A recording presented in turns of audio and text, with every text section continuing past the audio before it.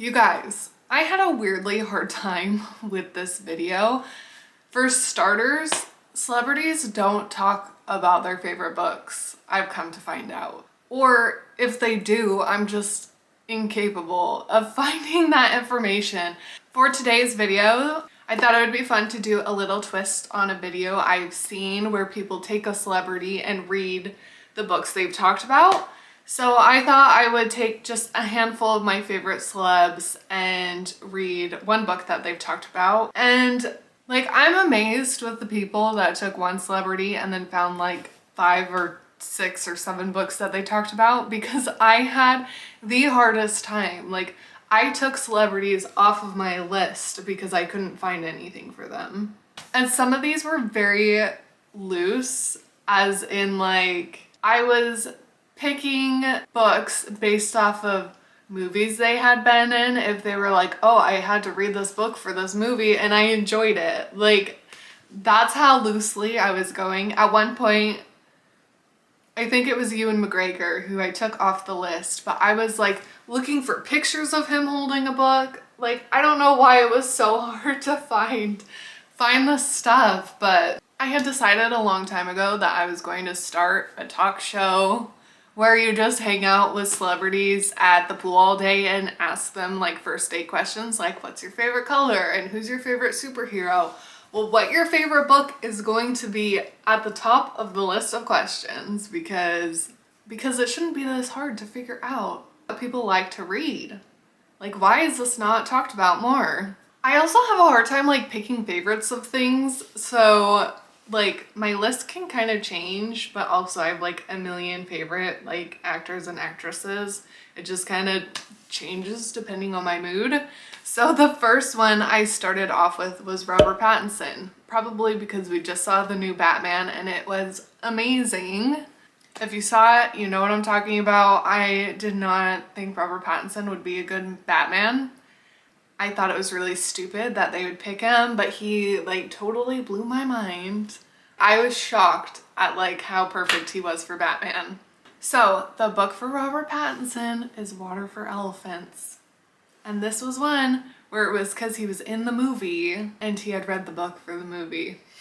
I did actually find other books that he had talked about, but to be honest, they all sounded really daunting and I just like couldn't put myself through that. And I figured this one seemed intriguing enough, which, okay, this is like one of my new favorite books after reading this.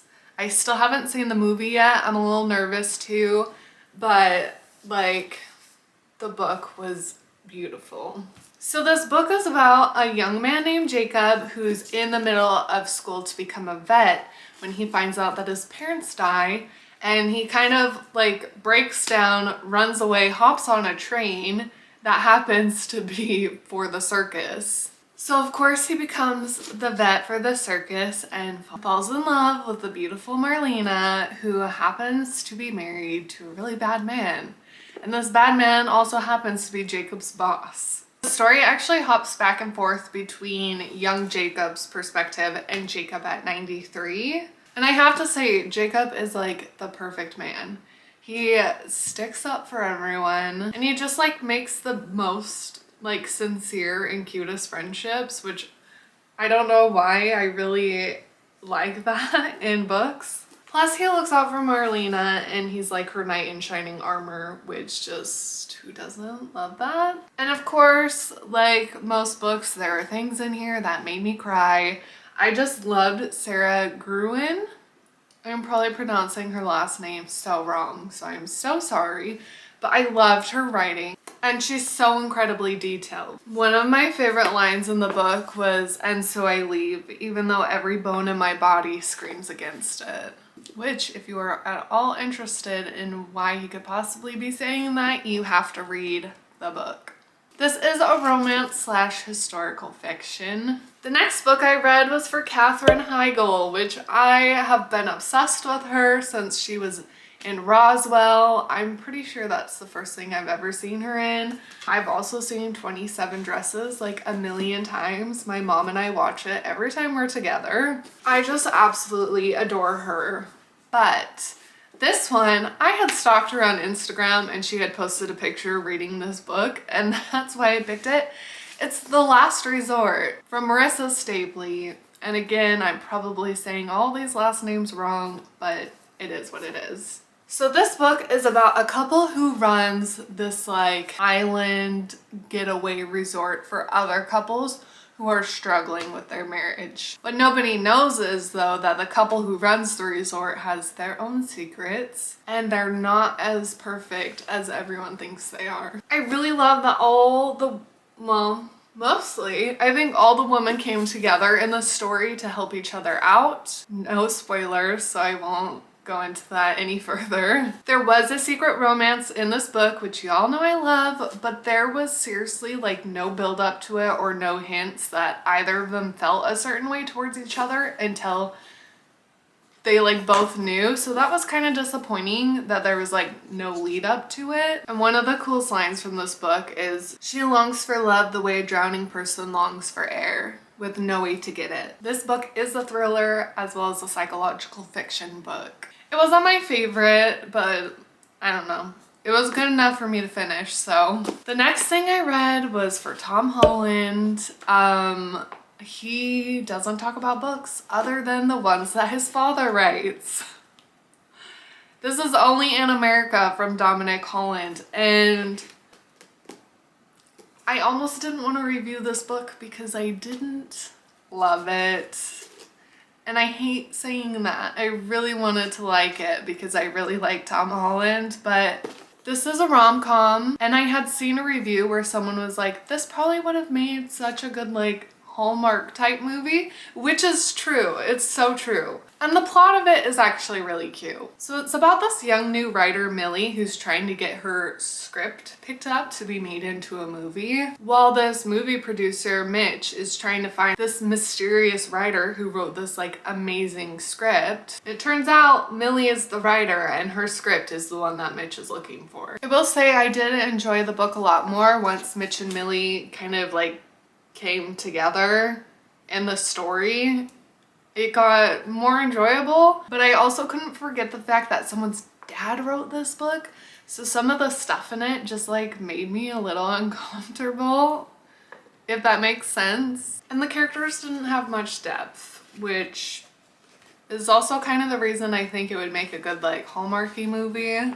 I don't know. I know he's never gonna see this, but I just hate that I didn't love it more and can't say that I loved it more.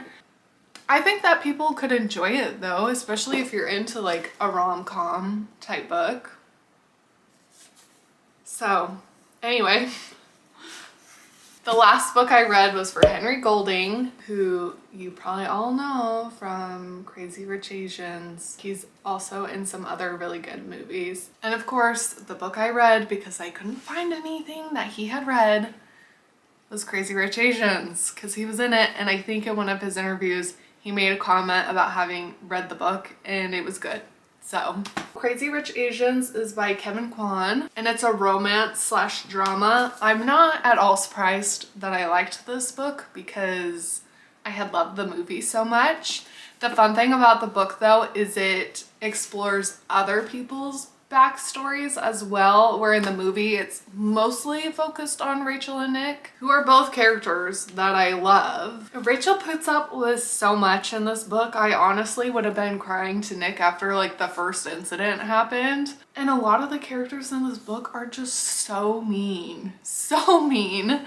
So this book is about a girl named Rachel who lives in New York, and she's dating this boy Nick, and she agrees to go home with him for the summer to Singapore because his best friend's getting married and like to meet his family and stuff. She doesn't know anything about his childhood though, or the way he was raised, and it turns out they're crazy rich. And so of course everyone's pissed that hot Nick Young is like with someone else because they all want to be with him. And the other half of people think that Rachel's a gold digger, so she gets a lot of hate, even though she's like the sweetest person ever. So it's about Rachel and Nick trying to navigate this whole situation that they probably could have avoided if Nick had just warned her in the first place. But whatever. Like I said, I had ended up taking celebrities off my list, but Keira Knightley was one of them, and I will talk about it briefly because I had started reading the book and I didn't finish it. I kind of DNF'd it. I'm hoping one day I'll go back to it. Also, look at how massive this cover is. I honestly picked it out because I thought it was so beautiful. I didn't realize it was gonna be this massive. Like, look at that font. It's crazy. Like, the chapters are really weird. Anyway, I absolutely love Keira Knightley. I have been told that I look like her. I don't see it, but I'll take it. Hers, I could actually find several books that she had talked about. Hers were also seemed really weird and dull and boring, and I do love the movie Pride and Prejudice, which I believe she said this was her favorite book. So I really wanted to be that girl that could read a classic, but I just like, I can't get into it. I think the only reason I read as much of it as I had was because I liked the movie so much and it actually follows it pretty well and I could like picture it in my head. I don't know, the writing's just a lot. I just don't think I'm a classical book reader. I really wanted to be, but I'm not even gonna tell you what Pride and Prejudice is about because everyone knows what it's about. Okay guys, well that is it for my video today. I'm not sure who originally came up with this idea, but I think it was a great one because it had me read things that I wouldn't have read on my own, which was interesting. Like, I got a new favorite book with Water for Elephants. I don't think I would have read that one without having done this video. If you've read any of these books, I'd love to know what you think about them below. We can have a little chat. I'll even talk about Only in America with you, but only you guys. Anyway, like this video if you liked it, subscribe if you want to see more, and hopefully I'll see you guys next Wednesday.